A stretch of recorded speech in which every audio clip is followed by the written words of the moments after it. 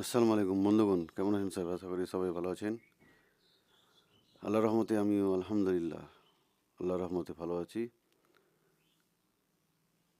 তো ধারাবাহিকভাবে আলোচনা হচ্ছিল কোরআন, আল কোরআন এবং তার ব্যাখ্যা মানে সহ। কোরআন আমাদেরকে বুঝতে হবে। কোরআন আল্লাহ তাআলা পাঠিয়েছেন আমাদের এই পৃথিবীর মধ্যে কিভাবে চলাফেরা করতে হবে, জীবনযাপন কিভাবে করতে হবে, সেই পথ আল্লাহ তাআলা এই কোরআন আমাদের দিয়েছেন সেই পথ দেখানোর জন্য। এবং আমাদের এইভাবেই আমাদের জীবনযাপন করতে হবে যেভাবে কোরআনের উল্লেখ আছে, যার যেভাবে আমাদের প্রিয় নবী হজরত মোহাম্মদ সাল্লাল্লাহু আলাইহি সাল্লাম আমাদের বলে গেছেন তার হাদিসের মধ্যে। তাহলে আমাদের এই জীবন সফল হবে এবং পরকাল আমরা আল্লাহর নিকট লাভ করে জান্নাত লাভ করতে পারবো। এটাই এই কোরআনের উদ্দেশ্য।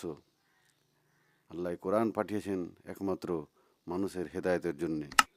সমস্ত মানুষের, সমস্ত জিন জাতির জন্য এই কোরআন আল্লাহ তাআলা পাঠিয়েছেন, যাতে করে এখান থেকে মানুষ শিক্ষা নিয়ে তাদের জীবনকে পাল্টাতে পারে, তাদের খারাপ কাজগুলো বুঝতে পারে, তাদের কোনটা ভালো কাজ সেটা মানুষ করতে পারে।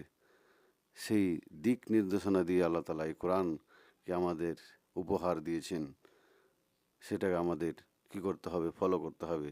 আমাদের জানতে হবে, পড়তে হবে, শিখতে হবে আল্লাহ তাআলা এই কোরআনের মধ্যে কী বলেছেন আমাদেরকে।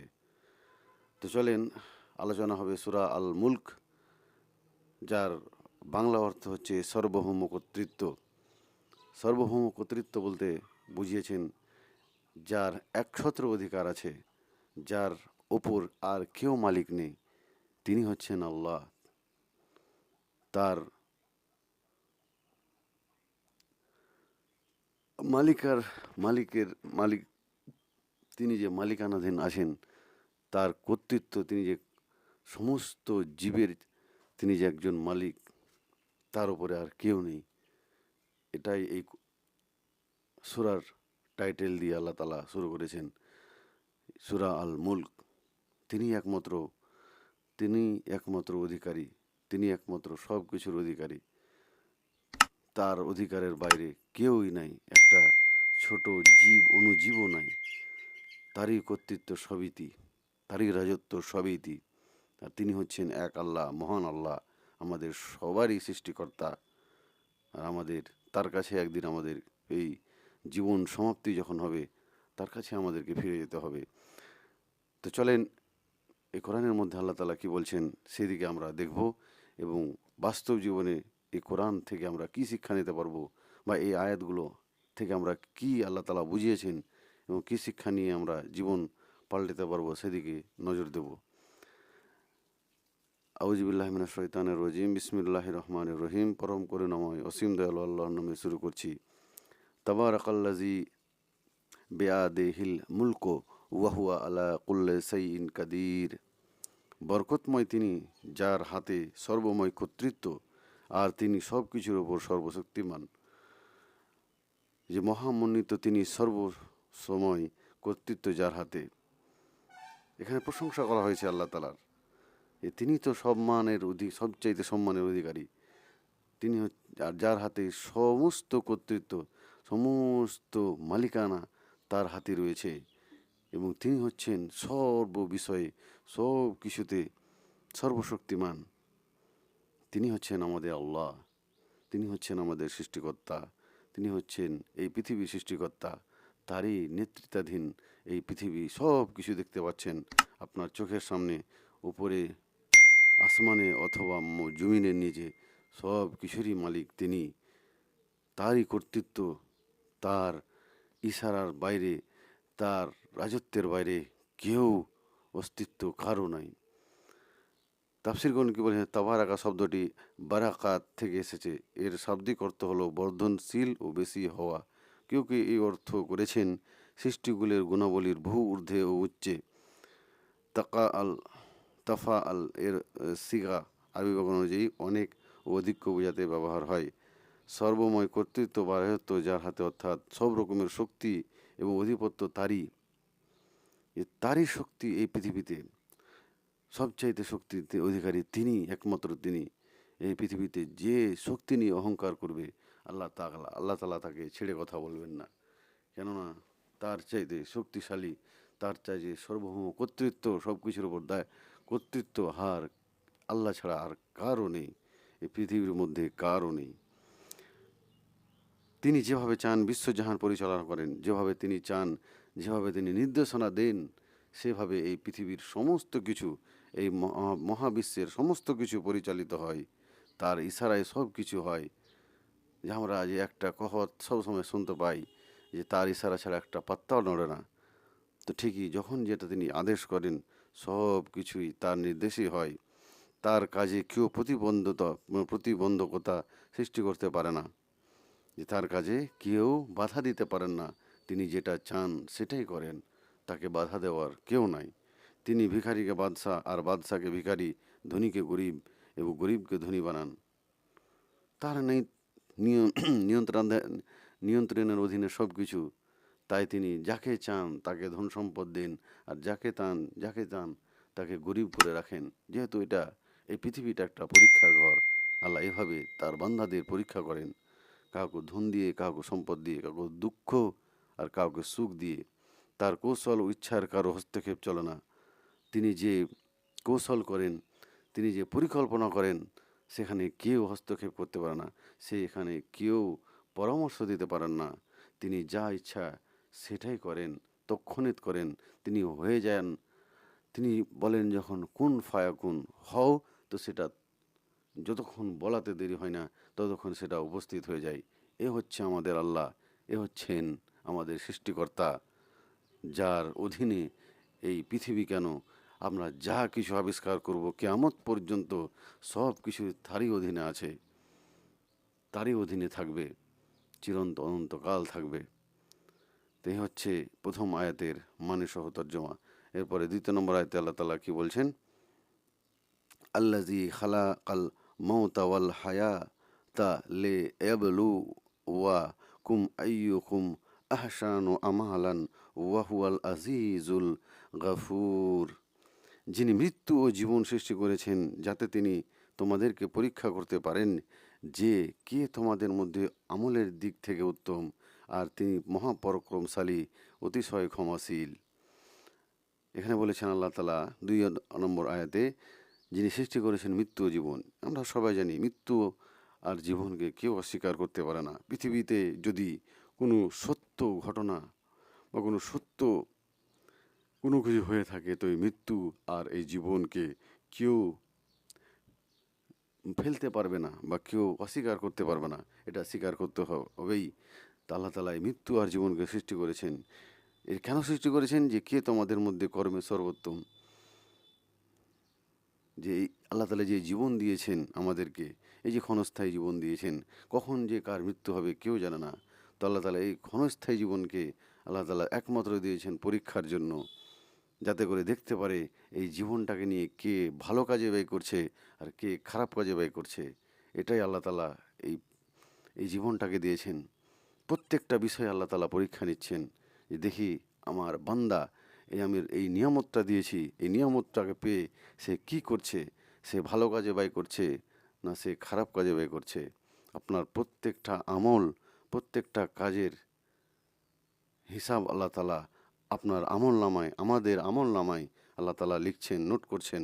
আল্লাহ তাআলার ফেরেশতা মুনকির আর নাকির। তা আল্লাহ তাআলা এভাবে তার বান্দাদের কি করে থাকেন, পরীক্ষা নিয়ে থাকেন। আর এভাবে আল্লাহ তাআলা একদিন পরীক্ষার সমাপ্তি ঘটাবেন বান্দার মৃত্যুর মধ্যে দিয়ে। তিনি পরাক্রমশালী, বড় ক্ষমাশীল। অবশ্যই যদি খারাপ কাজ করে থাকি আমরা, তো এখানে এই আয়াতে এটাই বোঝা যাচ্ছে যে তিনি এত পরাক্রমশালী, তিনি এত দয়াবান আর এত ক্ষমাশীল, আল্লাহর চাইতে আর একজনই কেউ নাই। তা আমরা ক্ষমা যদি চাই, ভুল যদি আমরা করে থাকি, তো এখানে তার কাছে আমরা ক্ষমা চাবো। কেননা মৃত্যু আমাদের ঘনিয়ে আসছে, আমরা মৃত্যুর দিকে, যত আমাদের দিন যাচ্ছে ততই আমরা মৃত্যুর দিকে এগোচ্ছি। তো এইভাবে আমাদের কি করতে হবে, আমাদের মৃত্যুকে সবসময় স্মরণ করতে হবে এবং আমাদের কাজের মধ্যে আমাদের আল্লাহকে স্মরণ করতে হবে, আল্লাহর নিয়ামতকে স্মরণ করতে হবে। আমরা যে গুনাহ খাতা করেছি আল্লাহর কাছে ক্ষমা চাইতে হবে। আল্লাহ যেন এই আয়াতের মধ্যে সেটাই আমাদের যেন বলতে চাইছেন যে আমার চাইতে ক্ষমাশীল আর কেউ নাই, তোমরা ভুল করলে আমার কাছে ক্ষমা চেয়ে নাও। যতক্ষণ তোমাদের জীবন আছে, যতক্ষণ তোমাদের মধ্যে রূহ এই দেহর মধ্যে আছে। তাফসীরগণ বলছেন রূহ আত্মা এমন একটি অদৃশ্যমান বস্তু যে যে দেহের সাথে তার সম্পর্ক বহাল থাকে তাকে জীবিত বলা হয়, আর যে দেহ হতে তার সম্পর্ক ছিন্ন হয়ে যায় তাকে মৃত্যুর শিকার হতে হয়। জীবনের পর রয়েছে মৃত্যু। আল্লাহ তাআলা ক্ষণস্থায়ী এই জীবনের ব্যবস্থা এই জন্য করেছেন যাতে তিনি পরীক্ষা করতে পারেন যে এই জীবনের সদ্ব্যবহার কে করে। এই যে এই জীবনকে ঈমান ও আনুগত্যের কাছে ব্যবহার করবে তার জন্য রয়েছে উত্তম প্রতিদান, এবং যে এর অন্যথা করবে তার জন্য রয়েছে মর্মান্তিক শাস্তি। অবশ্যই ভালো কাজ করলে আল্লাহর কাছে ভালো ফল আশা করা যাবে। আর যদি আপনি খারাপ কাজ করেন, আর যদি আপনি এই জীবনটাকে পেয়ে আপনি এই দুনিয়ার মোহমায়াতে পড়ে আপনি কি করেন, আপনি এই জীবনের সদ্ব্যবহার না করতে পারেন, ভালো কাজে জীবনটাকে নিমজ্জিত না করতে পারেন, তো অবশ্যই আপনাকে জাহান্নামে যেতে হবে। আপনার জন্য জাহান্নাম আপনার জন্য রেডি হয়ে আছে। আপনার ইচ্ছে আপনি কোনটা নেবেন, আপনি খারাপটা নেবেন না আপনি ভালোটা নেবেন। আল্লাহ আপনাকে একটা নিজস্ব ইচ্ছা দিয়েছে আপনাকে পরীক্ষা করার জন্য। বান্দা, আল্লাহ তাআলা দেখছেন যে আমার বান্দা কি করছে এই জীবনটাকে পেয়ে, এই সম্পদ পেয়ে, এই নিয়ামত পেয়ে কি করছে। সে ভালো কাজে ব্যয় করছে না খারাপ কাজে ব্যয় করছে, সে হালাল ইনকাম করছে না হারাম ইনকাম করছে, এটা আল্লাহ তাআলা সব কিছু দেখছেন। আর সেটা একদিন আল্লাহ তাআলা দেখিয়ে দিবেন বান্দাকে তার আমলনামার মধ্যে। এই দেখো তোমার আমলনামা, এই দেখো তুমি এইগুলো ভালো কাজ করেছো আর এই খারাপ কাজগুলো তুমি করেছো। তো এরপরে ৩ নম্বর আয়াতে আল্লাহ তাআলা বলছেন আল্লাযী খালাকা সাবআ সামাওয়াতিন তিবাকান মাতারা ফি খালকির রহমানে তাফা মিন তাফাউতিন ফারজিল বাসারা হাল তারা মিন ফুতুর। তিনি ৭ আসমান স্তরে স্তরে সৃষ্টি করেছেন। পরম করুণাময় সৃষ্টিতে তুমি কোনো অসামঞ্জস্য দেখতে পাবে না। তুমি আবার দৃষ্টি ফেরাও, কোনো ত্রুটি দেখতে পাও কি? আল্লাহ তাআলা জিজ্ঞেস করছেন যে তিনি সৃষ্টি করেছেন স্তরে স্তরে ৭ আকাশ। অবশ্যই আজকে আমরা বিজ্ঞানকে দেখে সব কিছু প্রমাণ করতে যাই, কিন্তু বিজ্ঞান যত উন্নত হবে এই কোরআনকে বোঝা তত সহজ হবে। বিজ্ঞান এখন পর্যন্ত প্রথম আসমানকে ৭ আসমান কেন, প্রথম আসমান যে আছে তা প্রমাণ করতে পারেনি। আর এখানে আল্লাহ তাআলা বলছেন যে তিনি সৃষ্টি করেছেন স্তরে স্তরে ৭ আকাশ। এই যে আমরা দেখতে পাচ্ছি এই আকাশটা এখানে মহাশূন্য। বিজ্ঞানীরা বলছে যত আপনি উপরে উঠবেন কালো কালো মহাশূন্য, সেখানে অন্ধকার, তার উপরে ওই অন্ধকারের উপরে তারা আছে, তার উপরে আল্লাহ তাআলা আসমান রেখেছেন। আর এখন পর্যন্ত বিজ্ঞানীরা সেটা প্রথম আসমানকে প্রমাণ করতে পারেনি, ৭ আসমান তো দূরে থাক। তো এই জন্য বলে বিজ্ঞানকে দেখে আপনি সব কিছু করবেন না। আর বিজ্ঞানীরা দেখবেন বেশিরভাগ বিজ্ঞানী দেখবেন কি ইমান এনেছে, মুসলমান হয়ে গেছে। আপনি একটু রিসার্চ করলে সেটা বুঝতে পারবেন যে দয়াময় আল্লাহর সৃষ্টিতে তুমি কোনো খুঁত দেখতে পাবে না। এই যে আমরা কোনো জিনিসের খুঁত দেখে বেড়াই, মানুষের এই ন্যাংরা হয়ে গেছে, এই কালো হয়ে গেছে, বা এই মেয়েটা কালো, বা এই মানুষটা কুৎসিত, এই মানুষটা দেখতে চেহারা খারাপ, এগুলো বলা যাবে না, এগুলো বলা উচিত নয়। আল্লাহ তাআলা বলছেন এখানে যে আল্লাহ তাআলা প্রত্যেকটা সৃষ্টিকে নিখুঁতভাবে সৃষ্টি করেছেন। আল্লাহ তাআলা যাকে যেরকম করেছেন তাকে সেই অনুযায়ী করেছেন, সেই অনুযায়ী পারফেক্ট করেছেন। একবার ভেবে দেখুন তো, যদি আপনাকে সেই রকমভাবে তৈরি করা হতো, সেই কালো একই রকম তৈরি করা হতো, তাহলে আপনি তাকে চিনতে পারতেন না। একই রকম করলে মানুষকে কখনো কেউ কাউকে চিনতে পারতো না। আলাদা আলাদা এই জন্য করা হয়েছে যাতে করে মানুষ একে অপরকে চিনতে পারে। আবার তাকিয়ে দেখো, কোনো ত্রুটি দেখতে পাচ্ছ কি? আল্লাহ তাআলা বলছেন তুমি দেখো আমার সৃষ্টিতে, দেখো আমার চারিদিকের পরিবেশের, এই পৃথিবীর দিকে তাকিয়ে দেখো, তুমি এর মধ্যে কোনো খুঁত কোনো ত্রুটি খুঁজে পাবে না। আল্লাহ তাআলা প্রশ্ন করছেন আমাদের সেটা উত্তর দিতে হবে যে আমরা আল্লাহ তাআলার সৃষ্টির মধ্যে কোনো খুঁত দেখতে পাই না। এটাই আল্লাহ তাআলা এই প্রশ্ন সহকারে আমাদের যেন বোঝাতে চেয়েছেন যে অর্থাৎ তাতে কোনো অসামঞ্জস্য, কোনো বক্রতা এবং কোনো ত্রুটি ও খুঁত নেই, বরং তাকে একেবারে সোজা ও সমতল বানানো হয়েছে, যা একথা প্রমাণ করে যে এর সবে সৃষ্টিকর্তা হলেন কেবল একজন, একাধিক নয়। কখনো কখনো এমন হয় যে দ্বিতীয়বার ভালোভাবে লক্ষ্য করলে কোনো ঘটতি বা ত্রুটি পরিলক্ষিত হয়। তাই মহান আল্লাহ আহ্বান করেছেন যে তোমরা বারবার দৃষ্টি করে দেখো তাতে কোনো ছিদ্র বা ফাটল পাও কি না। আল্লাহ তালা বারবার বলেছেন, একবার বললেন ফের আরেকবার বললেন, কেননা দ্বিতীয়বার মানুষ দেখলে, দ্বিতীয়বার তৃতীয়বার যদি কোনো জিনিস দেখে, লক্ষ্য করে, তো অবশ্যই তাতে কোনো কিছু ত্রুটি পাওয়া যায়। এই পৃথিবীর মধ্যে কোনো কিছু সৃষ্টি বা কোনো কিছু তৈরি করেছে দোকানের মধ্যে, বা কোনো কাপড় ধরেন বা কোনো কোনো জিনিস ধরেন, তাহলে সেগুলোর মধ্যে খুঁত পাওয়া যায়। কিন্তু আল্লাহ তালার সৃষ্টির মধ্যে কোনো খুঁত বা কোনো দোষ ত্রুটি পাওয়া অসম্ভব। আল্লাহ তালা এখানে বারবার বলেছেন যে আমরা যে দোষ ত্রুটিগুলো দেখি, এগুলো আমাদের চোখের ভুল আল্লাহর সৃষ্টির মধ্যে। আল্লাহ তালা এখানে বলেছেন যেহেতু কোরআনের মধ্যে, যে আমার সৃষ্টির মধ্যে কোনো খুঁত বা কোনো ত্রুটি তুমি পাবেই না। আল্লাহ তালা বারবার বলেছেন, এটা আমাদের ইমানের একটা অংশ। তো এই জন্য আজ থেকে আমরা, এখন থেকে আমরা কাউকেই কারো চেহারা নিয়ে, কারো শরীর নিয়ে, কারো ইজ্জত নিয়ে আমরা দোষ ত্রুটি আমরা ধরবো না। আল্লাহ তালা আমাদের এই শিক্ষাই এই আয়াতের মধ্যে দিয়েছেন, যাতে করে আমরা আল্লাহর তো সৃষ্টির মধ্যে কোনো দোষ ধরবই না, আল্লাহর বান্দাদের মধ্যেও কোনো আমরা দোষ ত্রুটি ধরবো না। আল্লাহ তালা এই কোরআন এর মধ্যে, এই আয়াতের মধ্যে এটাই আমাদের শিক্ষা দিয়েছেন, যাতে করে আমরা কোনো জিনিসের ভুল ভ্রান্তি হলে তাকে ক্ষমা করি, বা কোনো দোষ ত্রুটি হলে তার দিকে মুখ ফিরিয়ে না তাকাই। তাকে যেভাবে সম্মান দিতে হয়, একজন মানুষ অপর মানুষের যে হক, সে হক আমাদের আদায় করতে হবে সম্মান দিয়ে, সালাম দিয়ে।